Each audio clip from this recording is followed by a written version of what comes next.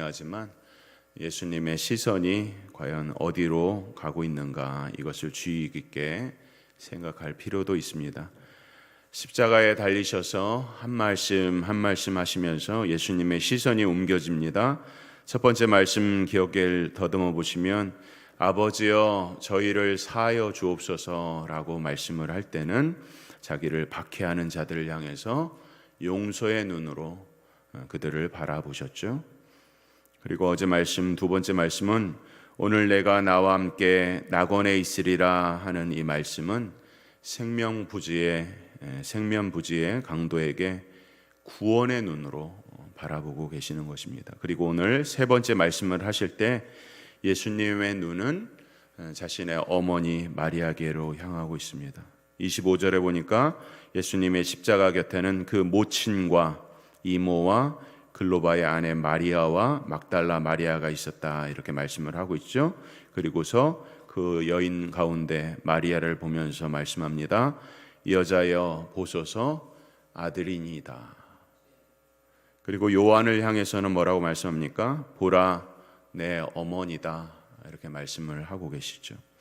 그러니까 예수님의 시선이 점차로 이제 가까운 관계로 좁아지고 있습니다. 가까운 사람을 향하고 있습니다.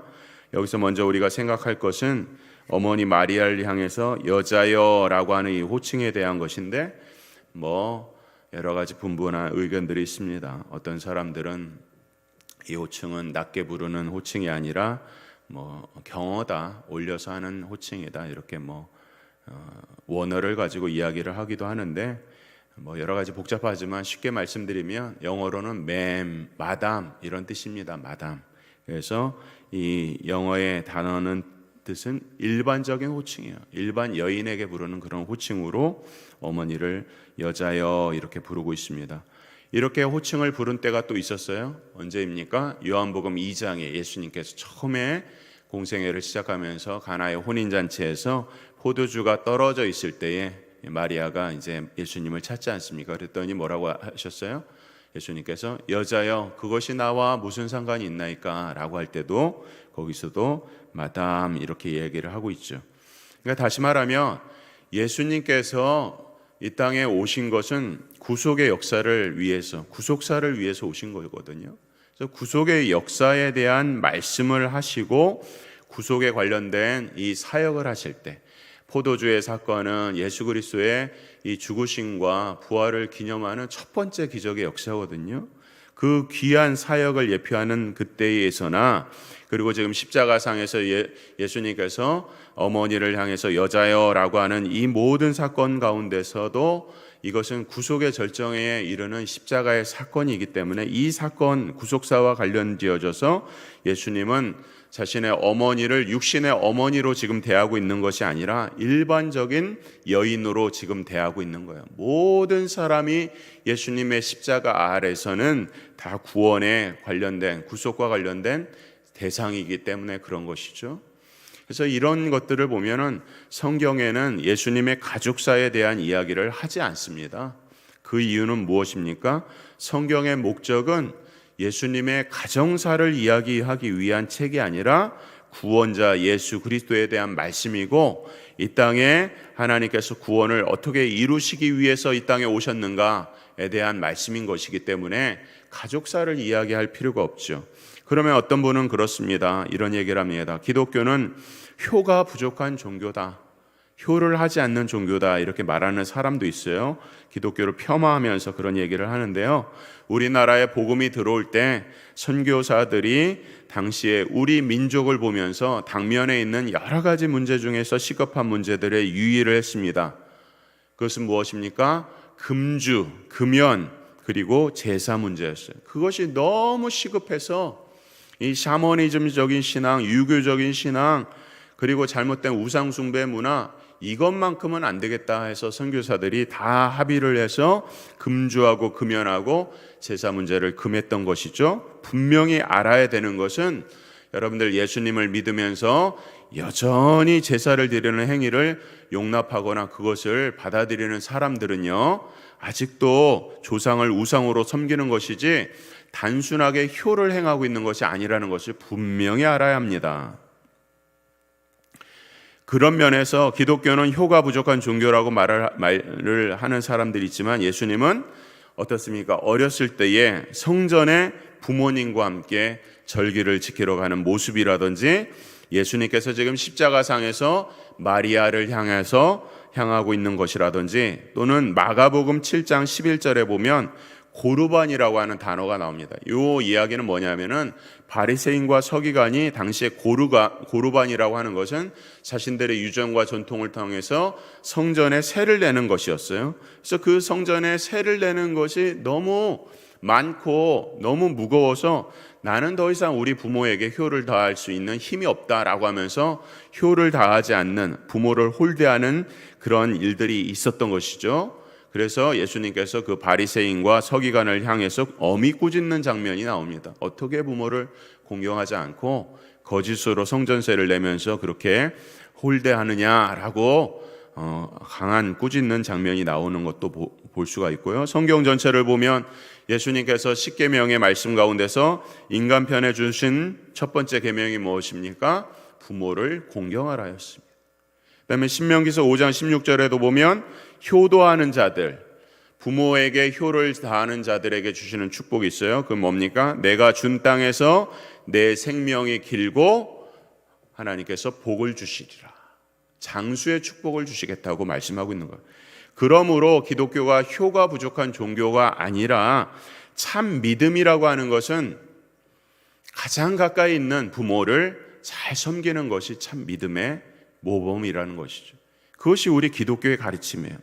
어쨌든 이 정도로 하고 마리아에 대한 예수님의 마음은 이렇게 효를 다하는 마음이었던 것은 분명합니다. 그런데 오늘 예수님께서 세 번째 말씀 여자여 보소서 아들이니이다, 그다음에 요한에게 보라 내 어머니다 라고 하는 말씀의 중요한 의미는 무엇일까 하는 것이죠.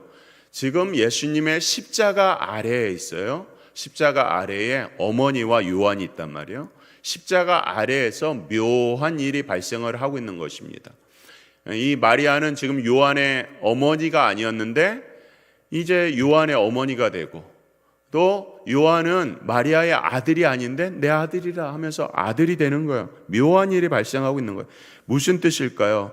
물론 예수님께서 어머니 마리아에 대한 마음이 지극한 것은 말할 것도 없습니다. 그러나 오해하지 말아야 될 것은 전능하신 하나님께서 이제 십자가에서 죽으시고 이제 이 땅을 떠나시면서 자기의 육신의 어머니를 이 땅에 두고 가기 때문에 뭐 염려가 돼서 그렇게 지금 말씀하고 있는 것이 아니에요. 지금 이 말씀은 그저 예수님께서 인류를 향한 모든 사람을 향해서 이 땅에 사랑하시기 때문에 이 땅에 오신 것처럼 마리아도 그 사랑에서 예외가 아니라는 것이죠. 우리 기독교는 로마 카톨릭으로 인하여서 마리아에 대한 이야기를 거의 하지 않습니다. 왜냐하면 잘못 말하게 되면 괜히 마리아를 더 위대하게 하고 그렇게 해서 치장해서 복음의 진리를 훼손할 수 있기 때문에 마리아에 대한 이야기를 거의 하지 않습니다. 그러나 이 장면에서 지적하고 넘어가야 될 것들이 있는데, 지금 예수님은 육신의 어머니 마리아, 이 땅에 육신의 어머니로 이 땅에 있는 이 마리아가 이 땅에서 받는 그 고난이 어떠한 것인지를 오늘 우리에게 말씀을 하고 있는 거예요. 생각해 보세요. 여러분이 마리아라고 한번 생각해 보세요. 육신의 어머니, 예수님의 어머니라고 생각해 보세요.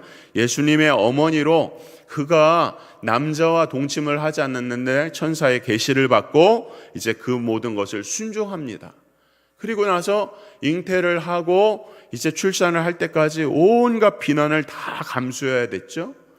또한 남편 요셉에게도 송구한 마음이 있었을 것입니다.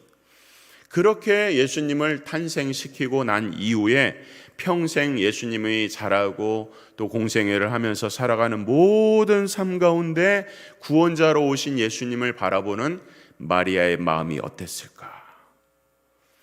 예수님에 대해서 사실 마리아처럼 예수님을 깊게 이해한 사람은 없는 것이죠. 그런 면에서 마리아가 이제 예수님을 십자가에 보냅니다. 십자가에 보내고 말할 수 없는 깊은 슬픔에 잠겨 있을 것이에요. 그런데 본문을 보면은 마리아가 울었다는 이야기가 없어요. 육신의 어머니로서 이제 예수님의 어머니로서 마리아가 울었다라고 하는 이야기가 없어요. 그저 마리아는 어떻게 하고 있어요? 십자가 밑에, 십자가 아래에 서 있습니다. 25절, 예수의 십자가 곁에는 그 어머니와 이모와 글로바의 아내 마리아와 막달라 마리아가 섰는지라. 십자가 밑에, 십자가 곁에 그 어머니가 섰는지라. 서 있다. 얼마나 무겁고 힘이 있는 동사입니다. 이것을 어떻게 이렇게 표현할 수 있을까요? 십자가 밑에서, 십자가 곁에 지금 마리아가 서 있다. 마리아가 지금 십자가 밑에서 무엇을 하고 있을까요? 슬픔, 아픔, 고통, 물론 그럴 수 있습니다. 그러나 십자가 밑에 마리아가 서서 지금 무엇을 하고 있는가? 그것보다 훨씬 더 큰 의미가 있죠. 그것이 오늘 세 번째 예수님께서 주신 말씀이요. 먼저 기억을 해야 되는 것은 십자가 밑에 마리아가 서 있는데 이 마리아도 역시 구원의 대상이라는 것을 잊지 말아야 합니다. 십자가 밑에서 지금 마리아는 굳건한 신앙을 갖게 되는 거예요. 십자가를 바라보면서 육신으로는 자신의 아들이지만 이 땅의 구속자로서 십자가를 지고 있는 예수님을 바라보면서 찬란한 믿음과 하늘의 소망을 가지고서 지금 그 십자가 밑에 서 있는 것입니다. 마리아는 이 십자가 밑에서 단순하게 예수님을 육신적인 관계로 지금 대하고 있는 것이 아니라 구원의 대상, 자기도 역시 구원의 대상, 똑같은 죄 많은 인생인데 예수님, 하나님이 지금 십자가에 매달려 있고 자기는 십자가 밑에서 예수님을 신앙의 대상으로 바라보고 예수님과 신앙의 대상으로서 대화를 하고 있는 거예요. 우리도 역시 마찬가지죠. 십자가 밑에서 우리는 확신과 소망을 갖게 되는 것입니다. 십자가 밑에서 주님을 만나고 십자가 밑에서 주님과 사랑의 대화를 하는 것. 십자가 밑에서 믿음을 갖죠. 매일매일마다 우리의 삶 가운데서 예수님의 십자가를 묵상하고 예수님의 십자가를 생각하고 기억해야 되는 것은 너무나도 당연하지만 1년에 한 주간 왜 고난주간을 보내면서 십자가를 묵상하는가? 이 십자가를 묵상할 때에 고난주간에 특별하게 주시는 하나님의 은혜가 있는 거예요.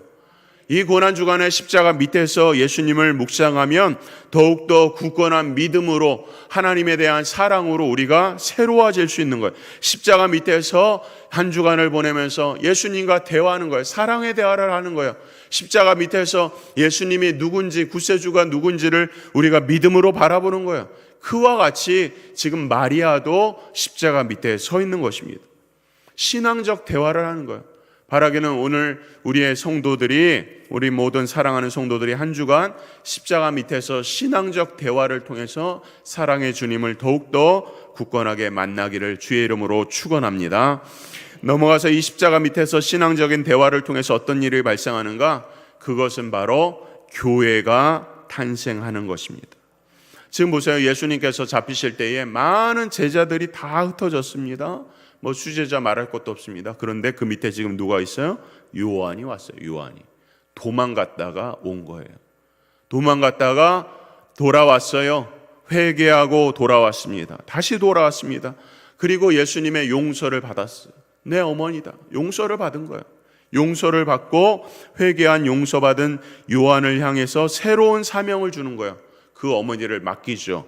육신의 어머니를 맡깁니다. 그래서 요한은 다른 사도들이 다 순교하거든요. 근데 순교하는 장면에 이 사도 바울은 있지 않아요. 왜 그렇습니까? 예수님의 부탁 때문에 끝까지 살아남아서 소아시아의 에베소 교회에 담임을 하면서 마리아 어머니를 섬겼던 것입니다. 근데 이것은 단순하게 예수님을 어머니로, 육신의 어머니로 지금 섬기고 있고 봉양하고 있다고 하는 것이 아니라 지금 이 말씀은 예수님의 십자가 밑에 있는 모든 사람들이 다 구원의 한 가족이라고 말씀을 하고 있는 것이죠.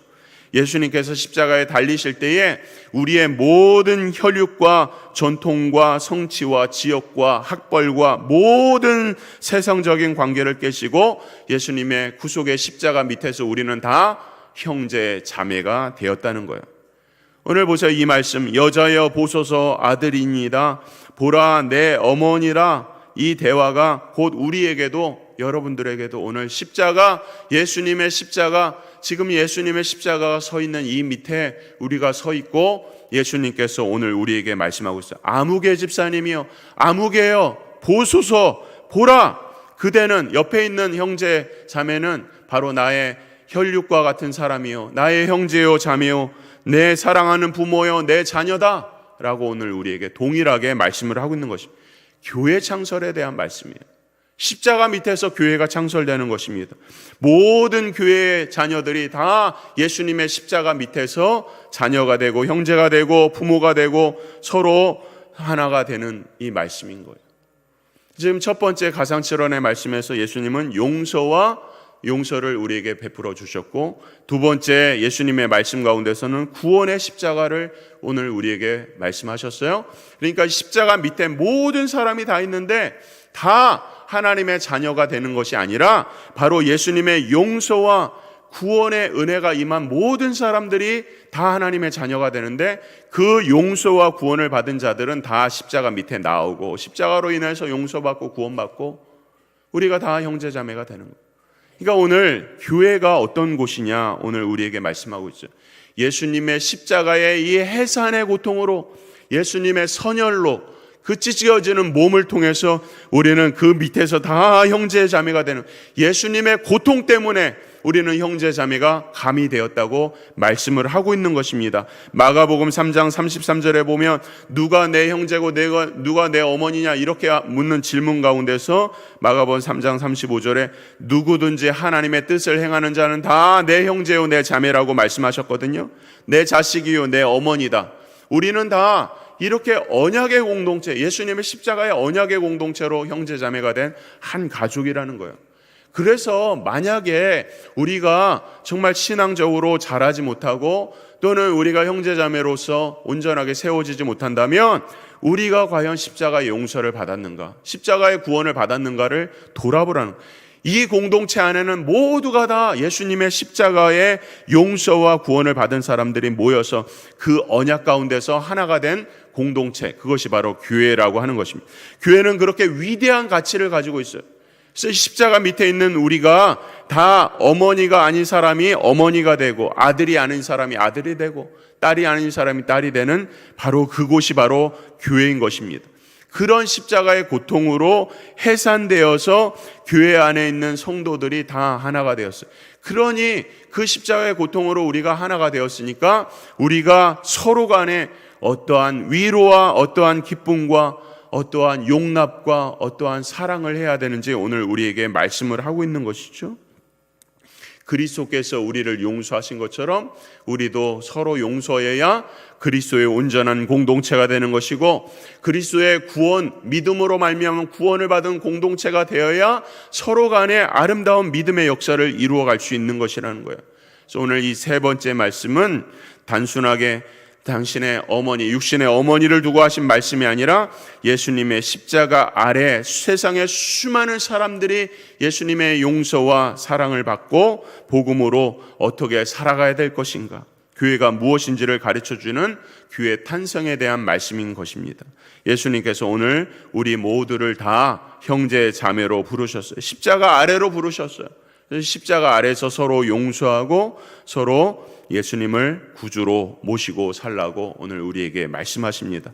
바라기는 오늘 우리 교회가 예수님의 십자가 아래로 더욱더 다시 돌아가서 복음으로 돌아가서 우리 안에 깨어진 관계가 있으면 다시 용서하고 우리가 교회로서 하나가 되고 교회로서 아름다운 공동체를 이루어서 세상에 이런 용서와 예수님의 구원을 전하는 복된 교회가 되기를 주의 이름으로 축원합니다.